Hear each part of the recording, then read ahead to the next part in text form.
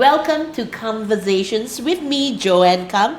And today we are dealing with something a little bit more closer to our hearts. I've got love and relationship coach here, Hannah Lowe, and of course my dear friend, singer-songwriter Bijou.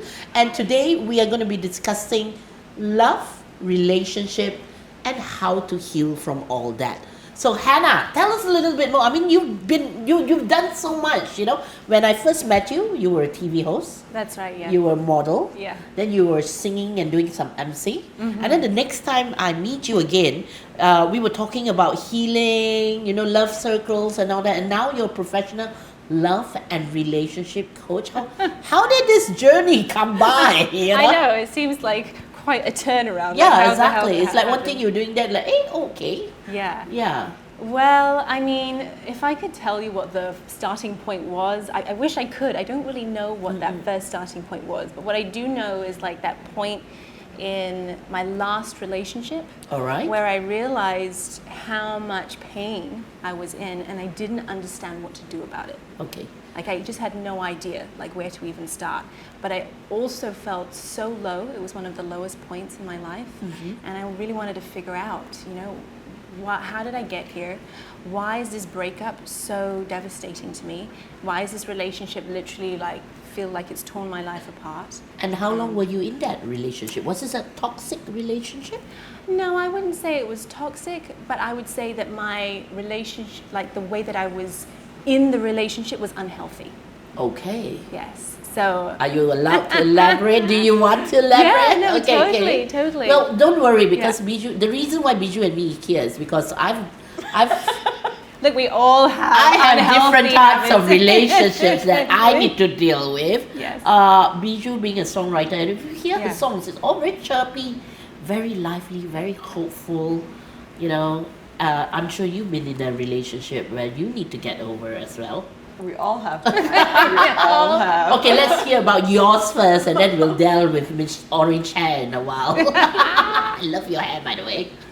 Okay, so when you say unhealthy, how do you, why do you say it's unhealthy?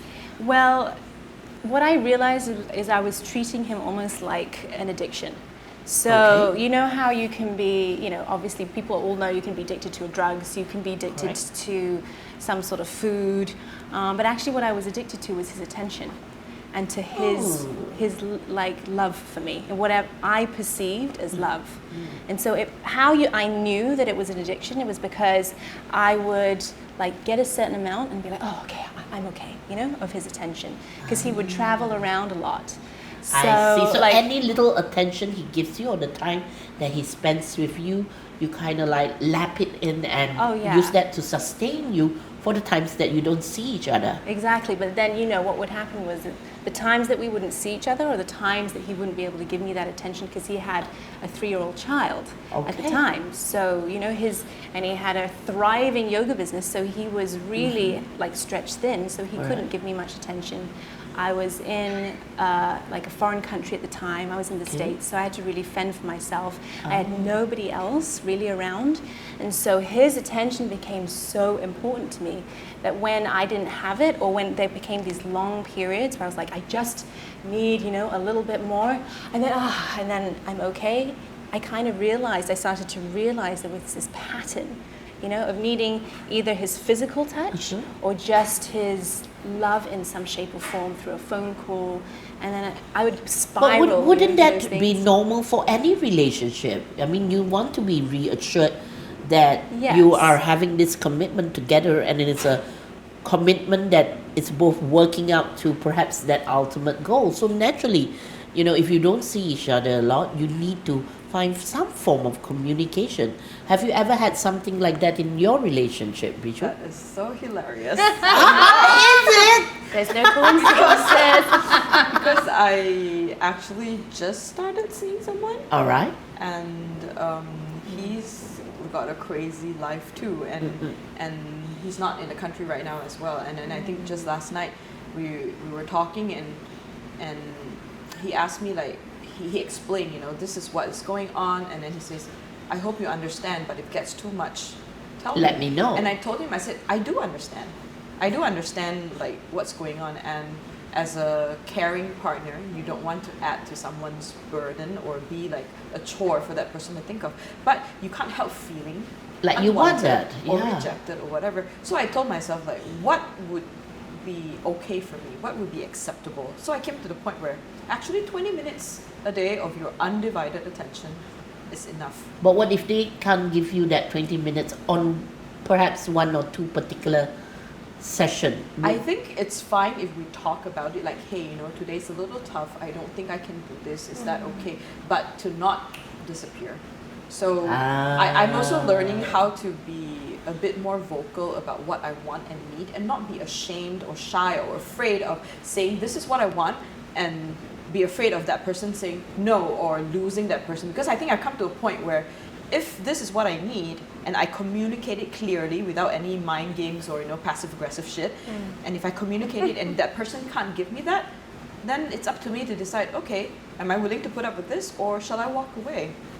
Which is a very hard decision. I mean, for you to even make that decision, like, okay, I need a person with this. I believe an old friend of mine, when she got out of her relationship, for her next one, she basically told me she had a list, and whoever that came into her life need to have this list.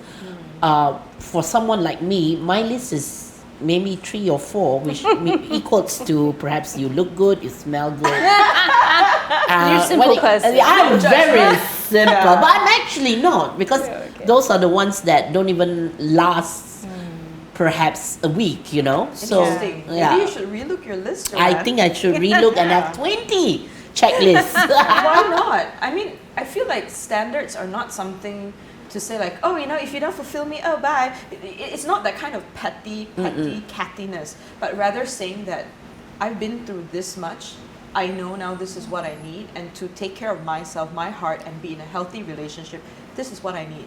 Can you do this? If you can't, let's talk. Let's have a conversation. You know, some things can be flexible, but you need to be clear to the other person so they also know what you're expecting. But don't you think while you're looking for that someone, I mean, the best thing to do is not look. They always say love will Correct. come your way. Unfortunately, the ones that come my way well, it's a 4-letter word, but it's not love. But here's the thing though. I was in kind of like a relationship, although I thought it was a relationship, but the person didn't presume it was a relationship until 2 years ago. So coming from that as well, because we started off, let's just hang out. You know how the hangout then became like, okay, you know, you coming over, and it gets deeper and deeper into other situations where perhaps you want to open a company together, that kind of thing, but then it didn't happen. But also coming from that as well, I think my expectations of love right now is to a point where I don't give it a chance to even grow. So that's my situation. But we're not talking about my situation yet. We will bring it back. We will bring it back. But now, okay, let's talk about you, because that's how you started your journey when you felt that you needed this attention from him. You know, how did you break out of it and realize this is actually unhealthy for both of you? Yeah. Well, I ended the relationship. You ended it. I did. I ended the relationship. Was he shocked when you ended it? No. I mean, I think he wanted me to. And I think in the grander scheme of things, it was actually very empowering for me. I think if you look at it from a top point of view, like, you know, the big picture, like the fact that I did it is almost like you putting down the cigarette. You're putting it down. So that instead gives of that you person power to you. Yeah, exactly. You know, I'm sort of stating that actually this isn't healthy for me, and this guy, this moment cannot provide what I want. But also is that he wasn't, I guess, willing to work on it, because he was so busy and because his life was going in a different direction, and I couldn't match that. It wasn't that I believe he was doing anything wrong, but I couldn't go to all his yoga events with him. You know, what he really needed was somebody who was a yogi, who could go to all go to everything, support him which in is his what way. he has now, which is perfect. You know, but so what I learned was that because I had so little connection with my father, So Okay. really, everything stems back to From your relationship. past and your childhood. Exactly, because we learn, like, so you have a little Yes. teenage girl now, right? So you can see how much she absorbs everything that you do. Yes, she does. But even more so subconsciously. yeah. She's just a sponge It trickles down. It trickles down, you know. for your beliefs Yeah. about life, the way you interact with men, the way you think about yourself. So we learn all of this from our fathers and our mothers. And then we basically act and behave and these programs out in our relationships in like our adult life So your without usually knowing. So your father wasn't really present in your childhood? He wasn't emotionally available. And so he wasn't emotionally available. And for me, what that, my little self Okay. made up a whole lot of things about what that meant about me, about my worth and my value, and about what love looks like with a man or a masculine energy. So how did you realize that it was your father that was the beginning of all this self-doubt, insecurities? I mean, did you have to go away and kind of like meditate for a while, then the realization came? Did you go into a cave? I mean, in a way I did, but it didn't just come through meditation, just through meditation. I did right. like a ton of research online. So somehow I had found a spiritual teacher and she had like a whole series of videos and I just was on this kind of binge watch. And at the time I had like work where I could just sit down and like do whatever I was doing and just listen for hours and cry and listen and cry Oh, dear. and have all these realizations and then write down, things like memories that came back to me at the time, just sort of things that started clicking as these behaviors that I could trace back to my childhood and thoughts or beliefs or ideas about my father that had actually been projected onto this man. But it was definitely something that you seeked out. Hence, the videos and all helped you and kind of like trigger your inquisitive. Yeah. Kind of like, and then you started putting down thoughts and notes and paper and all that. But Yeah. when did you decide that this was the next career for you? To go on this journey and become a coach to perhaps heal not only yourself but other people as well. Well, while I was in the States at the time, so this was around 3 years of back and forth traveling, Yeah. I was staying in a place called Boulder, which is a kind of super spiritual, in Colorado. Super spiritual place where all the like They're all self-help, there? yeah, they're all there. Okay, where's that again? Was it not the Boulder. of US at Yes. some point? Yes. I think it still is. I don't know if anything's changed. but- Okay, so you were in Boulder. So I was in Boulder, and there's like the New Age community and the spiritual and Okay. self-help community. It's where everyone goes to find the latest stuff. Yeah, but So don't I you think just that's a went- little bit like everyone's just central there? Like, isn't it a little bit? Maybe the energy is magnified. Yeah. that way Yeah. because Hard to everyone's on the take. same wavelength. Yeah, I think guess so. they're- I can understand that if everyone's on that same wavelength, then together you push yourself into perhaps healing each other as well, right? Yeah, Okay. I mean there was tons of stuff. So I just went to Everything. Workshops, free workshops, this, and then I met healers, and so it was 3 years of really slowly becoming more aware of my emotions, what it means to be a woman, having a feminine body. So really, at the end of the relationship was the culmination of how long going did it take you? to realize everything. All this. Oh gosh, maybe 3 or 4 years. Wow. Diving deep. Well, some of us don't have that liberty. Well, look, I was broke most of the time. Yeah. Because it's when you've decided that, like he was saying before, that you just know this is something you have to do, and it's not about money. It's about the value of something intangible and the experience. And it was one of the most magical times of my life. So it was kind of like an eye-opening awakening as Yeah. well. On Kind all of showing you levels. your next path, healing you internally as well. I you think know? it's Mostly, interesting yeah. that was Hannah's Journey. Like you said, some of us don't have the liberty, The maybe liberty, in terms yeah. of time course. or commitments. But I strongly believe that everything that happens to us happens at the right place and the right time because it's tailored specifically for you. Did it happen for you at the right time? I mean, like you recently just broke up from a very long engagement of a relationship.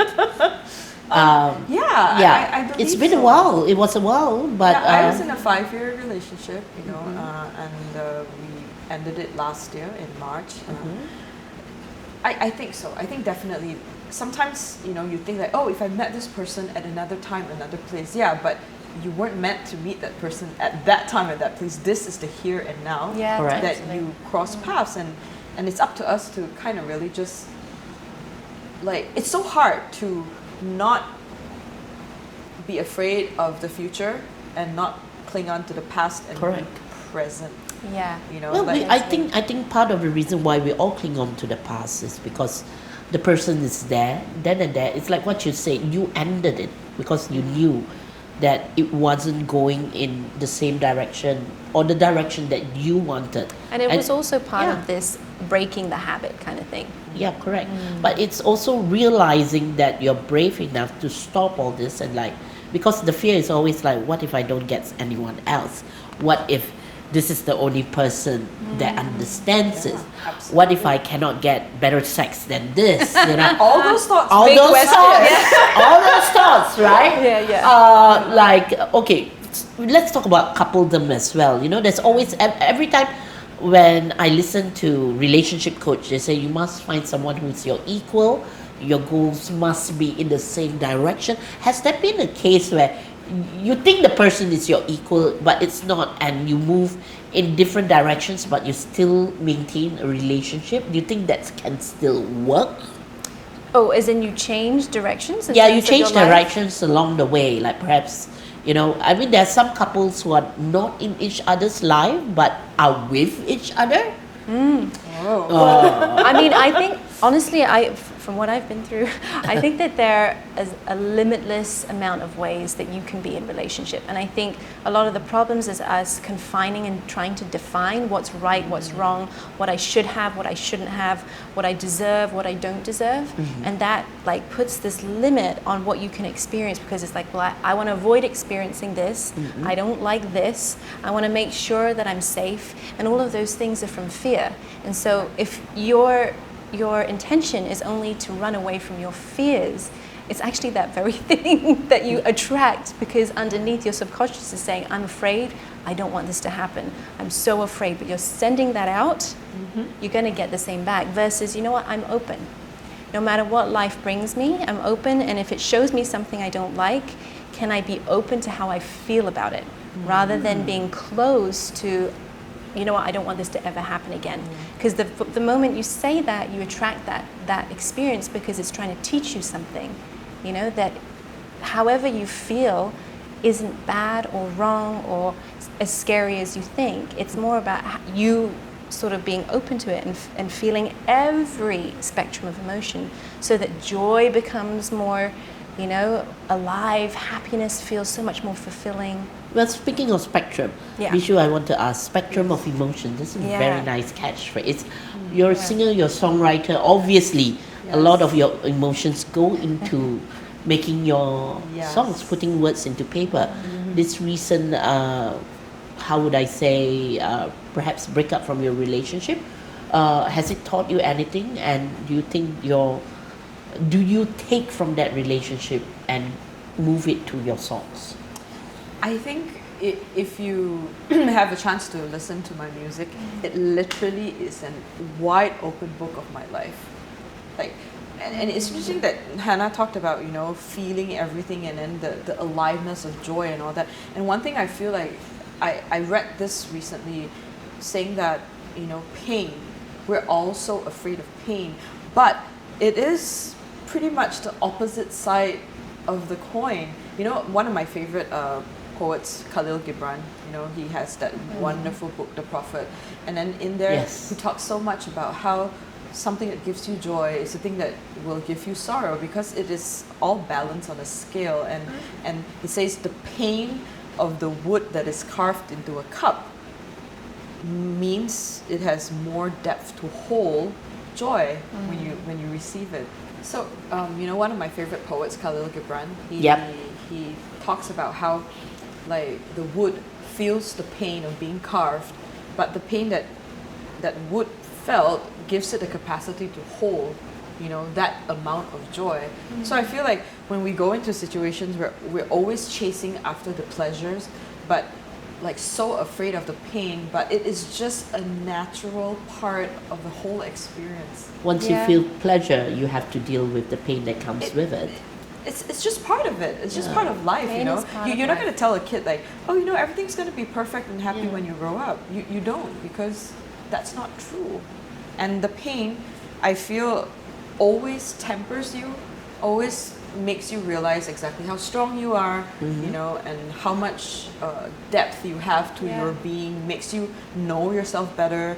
And in a way, it makes, like, you know how bitterness makes the sweet taste so much better? That's the same thing. You have pain, the joy is that equal intensity. Did you felt that after your breakout, there was a need for you to redefine yourself or your self-worth, Yes. or you already knew? No, absolutely. I think especially after a long relationship, Yeah. you kind of, for me at least, I kind of felt like I had forgotten how to, I forgotten to fall in love with myself. You know, so throughout this process of the breakup, like I think I took a whole year to feel like, okay, I'm ready to date again or whatever To again. see people again, Yes. to believe that you are capable Yeah, of because love. I needed to fall in love with myself again before I go out and meet people. So that I feel that, I mean, a lot of people use different ways to make themselves feel better, Of course. right? Some people use alcohol, drugs, sex, whatever. But I always feel that it's really important to kind of heal yourself from within, and then seek out the things that will make you happier. Not the things that make you happy, because you have to learn how to be happy all by yourself. Yeah, correct. And then the other things that come into your life just add to that joy. They don't fill a hole, because you Feel are that hole whole. for you. I mean, You you are are whole whole. in itself already. Yes. Well, here's the thing: it's quite interesting that you say that you needed to find a way to love yourself again. I mean, before you go and find love, or even for anyone to come into that vicinity of Absolutely. attraction or love and all that, you need to figure out how to love yourself. Now, you do this workshop called Wild Woman Awakening. Yeah, which is also a little part about self-discovery, loving yourself again, being more intuitive, and also discovering that you are capable of different sexual desires, understanding them and all that. What exactly go through in this workshop of yours? And are they for people like us? I'm sure they're for everyone. I think you guys would love it. It's basically, I like to say that the Wild Woman Awakening work that I do with my co-facilitator, her name is Danielle, is about helping women reinstate their feminine power. And all of the aspects of what that means. Because generally, as a collective, women have distorted what they see feminine power as. So we see it as going out and, you know, almost becoming like a man. And Or like, being extreme feminists. or being extreme feminists. But a lot of it is fight, pushing, striving, trying to make things happen, which actually goes against our feminine nature. Really? And our feminine, Okay. and our feminine gifts, you know, that actually a lot of men are craving. They're craving this transmission of feminine energy that we can carry through us with simply just being in the room. But that requires us for us to understand our bodies and the magnetics and the way that the energy actually naturally flows in our bodies. And so, you know, what you could expect in a Wild Woman workshop would be, you know, understanding the shame that you hold around your sexual desires or anything that's happened in the past, because that held there, suppressed, denied, judged, creates a distortion within your feminine energetics in your body. And so when I talk about womb wellness and vitality, a lot of that is where we've suppressed energy, that we've got energy held, because a lot of the pain and the sort of wounds that we've had from the past, even from our mothers that are carried down, are held in our womb space and in our pelvic area. And so, and especially around our sexuality, you know, what we can't be too much of this. We need to be always pleasing that, you know. of this. Yeah, A you woman's can't be body this, is you made can't for be a that. man's pleasure, not for our own pleasure. Yep. So it's like shifting that whole dynamic and reinstating your power in your whole relationship to your body, to your our emotions, you know, even to men. So it's even like healing all of those wounds that we have with men, so we come into not projecting, blaming, like I've said in my videos before. Yeah, I think a lot of women self-blame without even realizing they do that. Absolutely. You know, it's like I'm not worthy of this, or I can't achieve this because I am this, you know. Yeah. There's all these phrases that we use that sometimes I think we use them on a daily basis without even realizing, you know, in a way they are hurting our own values that we want to set out. Exactly, and really, you know, because so much of society has told us what we should look like, how we should behave, who we should be, that there's this idea of we have to be a certain way. It's like a taming. That's why I called it wild, because really it's this untaming of all these ideas and beliefs that aren't true, that keep us from actually being reinstated in this feminine power. We follow our intuition and our inner guidance. But you know? you were saying following our intuition and our guidance. Yeah. You have to trust your intuition first. A lot of women don't trust their intuition. And that's actually our most powerful tool. One of them, for sure. Well, it's not an overnight No, thing, no. you So know? what we really, Like It never is. You don't go to the workshop and realize. Yeah, like then you suddenly took, you're- at least you took a year to like I took a year, redefine but yourself. You know, the funny thing is, like, you know, talking about sexual desires and all that, I think when I was much younger, I couldn't separate like lust from love. Yeah. You know, Alright, it's that's a very very common it's a thing. very common Yeah. thing. And it's like Totally. every guy you slept with, you just develop feelings for, and I just didn't like explore that too much, you know, because it took too much of a toll. But I think after this whole year of, you know, self-discovery, I decided that after I felt really healthy and whole, I said like, hey, you know, I'd like to explore that side, and it's really crazy how liberating and powerful it is to have ownership of your body, your sexuality, like going out, enjoying yourself, and not feeling that shame or guilt, Yep. you know, and just saying like, hey, this is me, and this is what I want to experience, and you go out and do it. It's exactly what you say. I think a lot of women guilt themselves. You know, Absolutely. for me, I'm a single mom. When what do you call it? I was taking care of my daughter Jade.